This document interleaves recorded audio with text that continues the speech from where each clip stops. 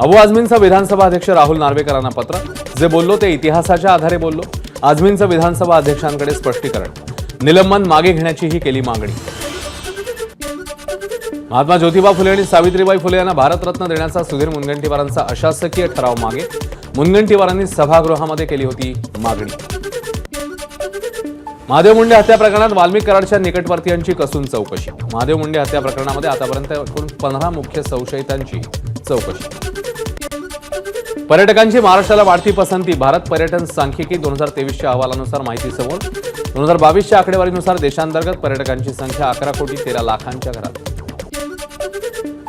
राज्याचे माहिती तंत्रज्ञान आणि सांस्कृतिक कार्यमंत्री ॲडव्होकेट आशिष शेलार यांची आशियाई क्रिकेट बोर्डाच्या संचालक मंडळात सदस्य म्हणून नियुक्ती. बीसीसीआयची घोषणा. काँग्रेस नेते राजीव शुक्ला यांचीही नियुक्ती. एलएनटीच्या महिलांना मासिक पाळीची 1 दिवस सुट्टी. महिला दिनापूर्वी अध्यक्ष सुब्रमण्यम यांची घोषणा. गुजरात दौऱ्यावर असलेल्या पंतप्रधान मोदींचा सुरत विमानतळ ते लिंबायत असा 3 किलोमीटरचा रोड शो. त्यांच्या स्वागतासाठी 100 मीटरवर 30 प्लॅटफॉर्म. मोदी उद्या सकाळी नवसारीला जाणार.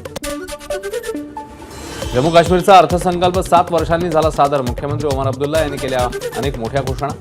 जम्मू काश्मीरमध्ये महिलांना सरकारी बसमध्ये मोफत प्रवास. प्रत्येक घराला 200 युनिट वीज मोफत. एबीपी माझा, उघडा डोळे बघा नीट.